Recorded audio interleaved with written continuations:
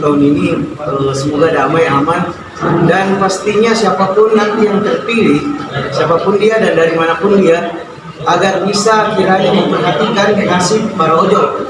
Satu yang terpenting untuk perlindungan hukum buat teman-teman para ojol yang ada di lapangan.